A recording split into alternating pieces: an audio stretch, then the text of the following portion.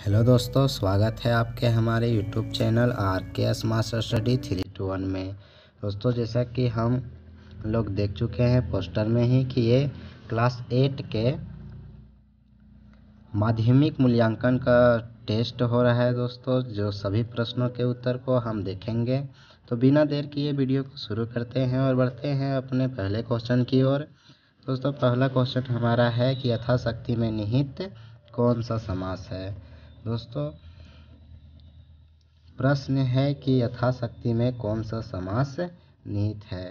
तो एक चीज़ हमेशा याद रखिएगा दोस्तों कि यथा यानी जिसका पद अव्यय होता है दोस्तों, या फिर जो यथा या प्रति से शुरू होता है वो अव्ययी भाव समास होता है। तो चौथा का हमारा राइट आंसर घा यानी अव्ययी भाव समास हो। जैसा कि हम स्क्रीन में देख पा रहे हैं दोस्तों कि हमारा दूसरा क्वेश्चन है कि इनमें से कौन सा उच्चारण शब्द संधि विच्छेद है।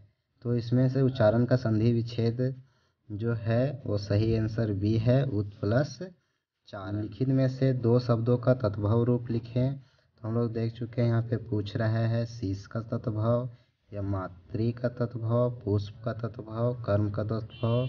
दोस्तों, यहाँ पे थोड़ा सा गड़बड़ है, यहाँ पे मातृ होता। तो यहाँ पे केवल दो शब्दों का तत्भव रूप लिखने के लिए कहा जा रहा है। यहाँ पे सभी का तत्भव रूप लिखा हुआ है। आपको जो पसंद आता है वो आप लिख सकते हैं। शीश का माथा होता है, मातृ का धरती होता है, पुष्प का फूल होता है और कर्म का काम होता है।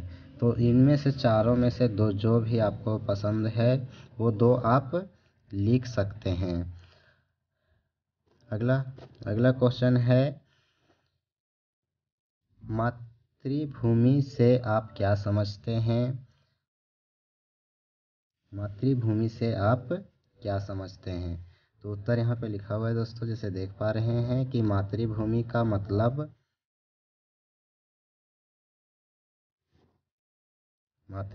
मतलब हमारे जन्मभूमि से है, जहाँ हम जन्म लेते हैं, जिस देश का निवासी हैं, जहाँ हम काम करते हैं और रहते हैं, जैसे कि हमारा मातृभूमि भारत। दोस्तों, जहाँ पे हम लोग रहते हैं, अपना जीवन व्यतीत करते हैं, वही हमारा मातृभूमि कहलाता है। अगला क्वेश्चन है कि पुष्प की अभिलाषा कविता में उसके द्वारा क्या अभिलाषा व्यक्त की गई है। दोस्तों, क्वेश्चन है कि पुष्प की अभिलाषा कविता में पुष्प का जो अभिलाषा व्यक्त हुआ है वो क्या है। तो यहाँ पे लिखा हुआ है कि पुष्प की अभिलाषा कविता में पुष्प के द्वारा यह अभिलाषा व्यक्त की गई है कि वनमाली उसको स्वयं से तोड़कर यानी फूल के पेड़ से तोड़कर उसे उस पथ पर फेंक दे जिस पथ पर वीर सैनिक मातृभूमि पर शीश चढ़ाने के लिए गुजरने वाले हैं। इसमें पुष्प की देशभक्ति की भावना।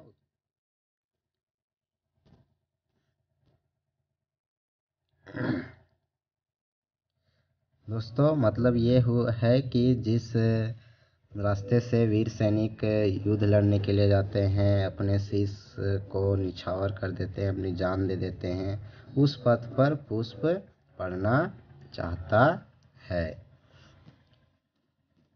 अगला क्वेश्चन देखते हैं दोस्तों।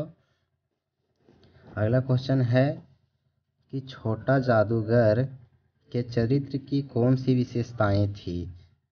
कहानी हम लोग पढ़ चुके हैं कि छोटा जादूगर के चरित्र की विशेषताएं कौन कौन सी थी। तो छोटा जादूगर की निम्नलिखित विशेषताएं थी। पहला है कि छोटा जादूगर एक देशभक्त था। छोटा जादूगर एक देशभक्त था। ये उसके पिता जब जेल में देश के लिए बंद हो जाते हैं तो लेखक से बड़ी गर्व से कहता है कि हमारे पिता जेल में बंद हैं देश के लिए। तो वह एक देशभक्त है। दूसरा हम लोग देखते हैं छोटा जादूगर लेखक के साथ मधुर व्यवहार करता है, यानी इसका चरित्र में एक बहुत विशेषता यह थी कि उसका व्यवहार मधुर था। तीसरा विशेषता छोटा जादूगर का सबसे बड़ा विशेषता थी वह क्या था कि वह मातृभक्त था। अपने बीमार माँ के लिए हर संभव कार्य करता है, तमाशा दिखाता है ताकि माँ को दवा खरीद सके। चौथा विशेषता था छोटा जादूगर स्वाभिमानी था। दोस्तों गरीब था लेकिन किसी से कुछ मांगता नहीं था, तो छोटा जादूगर स्वाभिमानी भी था। दोस्तों अगला प्रश्न है कि आप कैसे कह सकते हैं कि छोटा जादूगर देशभक्त और मातृभक्त था। दोस्तों प्रश्न पूछ रहा है कि छोटा जादूगर जो था वो देशभक्त था, मातृभक्त, ये कैसे कह सकते हैं। तो छोटा जादूगर एक देशभक्त और मातृभक्त था, क्योंकि देशभक्त के लिए उसके पिता का जेल में होना उसे गर्व था। इससे उसकी देशभक्ति और अपने बीमार माँ के दवा खरीदने के लिए तमाशा दिखाना उसका माँ के भक्ति को प्रकट करता है। मतलब जब उसके पिता जेल में बंद थे, देश के खातिर जब बंद हो थे, तो वह उस गर्व करता है और लेखक से कहता है कि हमारे पिता जेल में बंद हैं, ये हमें अपने पिता पर गर्व है। यानी ये उसके देशभक्ति को प्रकट करता है और अपने बीमार माँ के दवा के लिए वह तमाशा दिखाता है जो उससे के मातृभक्त को प्रकट करता है। अगला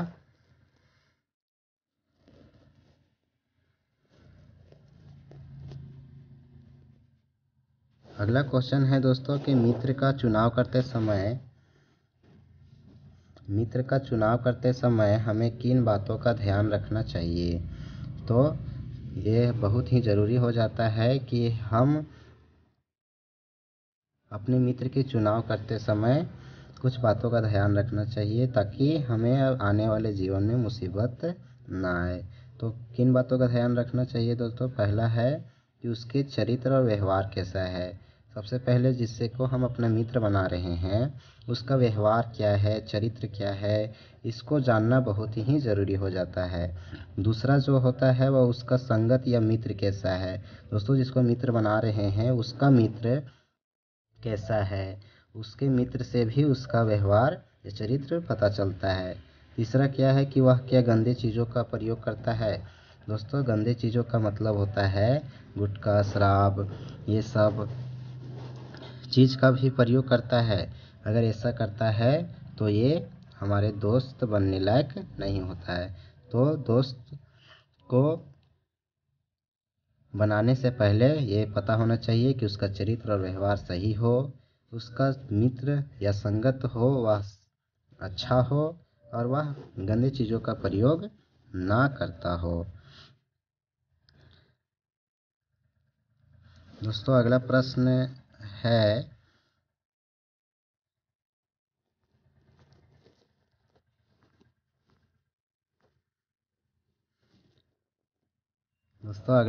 है कि नीचे दिए गए कविता का अर्थ स्पष्ट करें। कविता है दोस्तों कि मुझे तोड़ लेना वनमाली, उस पथ पर देना तुम फेंक, मातृभूमि पर शीश चढ़ाने जिस पथ पर जाए वीर अनेक। यानी दोस्तों इस कविता का अर्थ पूछ रहा है, तो देखते हैं इस कविता का अर्थ क्या है। तो दोस्तों यहाँ पे देखिए अर्थ।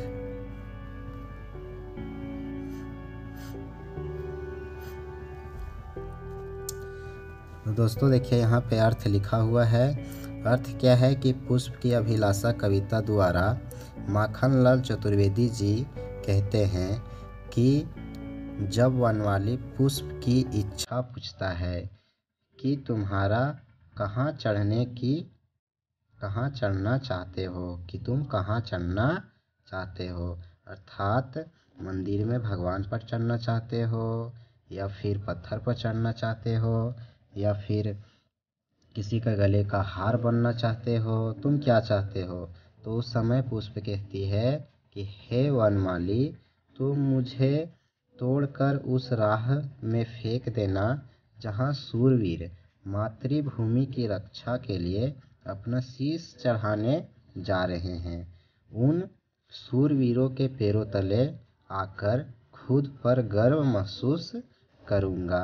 यानी दोस्तों उसका अभिलाषा है कि मैं पत्थर किसी का हार ना बनकर जिस रास्ते से वीर अपनी देश के लिए मातृभूमि के लिए लड़ने जा रहे हैं उस पथ पर फेंक देना। दोस्तों अगला प्रश्न है कि आपके प्रधानाध्यापक के पास एक पत्र लिखिए जिसमें कोरोना काल में अपनी पढ़ाई के लिए किए गए प्रयासों या उपायों की चर्चा की हो। दोस्तों किसी भी पत्र को लिखने का एक तरीका होता है, जैसा कि यहाँ पे देख सकते हैं दोस्तों। पहले प्रेषक लिखा जाता है और जो पत्र लिख रहा है उसका नाम लिखा जाता है, जैसे यहाँ पे रोहित कुमार लिखा गया है। और जो लिख रहा है दोस्तों उसके नाम के बाद वो कहाँ से लिख रहा है उसका पता लिखा जाता है, जैसे यहाँ लिखा हुआ है मंगुरा, करियापुर, हजारीबाग। उसके बाद ये पत्र कब लिखा जा रहा है ये डेट लिखा जाता है। उसके बाद लिखा जाता है कि हम पत्र किसको लिख रहे हैं, तो यहाँ प्रधानाध्यापक को लिख रहे हैं। और तीसरा अगला आता है दोस्तों कि यह पत्र जिसको लिख रहे हैं उसका पता क्या है, तो राजकीय उत्क्रमित मध्य विद्यालय मंगुरा। ये पत्र लिखने का एक सही तरीका होता है जो किसी भी एग्ज़ाम में आपके नंबर को बढ़ा सकता है। अगला आगे है दोस्तों कि विषय क्या है, पत्र किस विषय पर लिखा जा रहा है। तो यहाँ पे विषय लिखा हुआ है कोरोना काल में अपनी पढ़ाई के लिए किए गए प्रयासों की चर्चा हेतु आवेदन पत्र। विषय कोरोना काल के समय पढ़ाई में जो प्रयास किया गया है उसका चर्चा करने के लिए एक आवेदन पत्र लिखा जा रहा है। जैसे यहाँ पे लिखा हुआ है, महाशय सविनय निवेदन यह है कि मैं रोहित कुमार वर्ग 8वां का विद्यार्थी हूँ। कोविड-19 के कारण जब विद्यालय बंद हो गई, ये हम जानते हैं दोस्तों कि जब कोरोना वायरस आया था तो सारे विद्यालय को बंद कर दिया गया था। उस समय आदरणीय शिक्षकों द्वारा नेट पर पढ़ाना हमारे अध्ययन में बहुत मदद मिली। ये सत्य है दोस्तों, हर स्कूल का एक कोड दिया गया, उस कोड के द्वारा विद्यार्थी नेट पर ही अर्थात मोबाइल, कंप्यूटर, लैपटॉप पर ही पढ़ाई कर पाएँ। आगे पत्र देखते हैं तो है कि विद्यालय के द्वारा दिए गए सिलेबस की मदद से अपने पढ़ाई को सफलतापूर्वक पूरा कर पा रहा हूँ। दोस्तों हर स्कूल में एक सिलेबस दिया गया है कि सोमवार को क्या पढ़ना है, मंगलवार को क्या पढ़ना है, बुधवार को क्या पढ़ना है, एक सिलेबस दिया गया है। इस सिलेबस से विद्यार्थी पढ़ाई कर रहे हैं। इस घोर संकट काल के समय मेरे परिवार के प्रत्येक सदस्य मेरी पढ़ाई में मदद किए हैं। दोस्तों जिसके घर में जिसके परिवार के सदस्य पढ़े लिखे हैं वह अपने बच्चों की पढ़ाई में मदद कर रहे हैं। आगे देखते हैं दोस्तों पत्र को, तो पत्र है कि अतः श्रीमान से अनुरोध है आप मेरे वार्षिक परीक्षा पूरा होने तक मेरे पढ़ाई को सफलतापूर्वक पूरा करने में मदद करते रहेंगे। इसके लिए मैं आपका सदा आभारी रहूँगा। उसके बाद लिखा हुआ है कि आपका आज्ञाकारी छात्र रोहित कुमार क्रमांक 1 और वर्ग 8वां।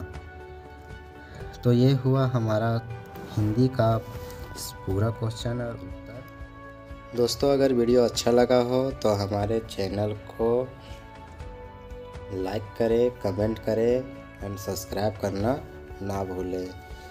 अगर आप और अन्य विषय का क्वेश्चन चाहते हैं तो मैं जल्द ही यूट्यूब पर ये सारे हर विषय का क्वेश्चन अपलोड कर दूंगा, तो देखते रहिए हमारे चैनल RK स्मार्ट स्टडी 3, 2, 1।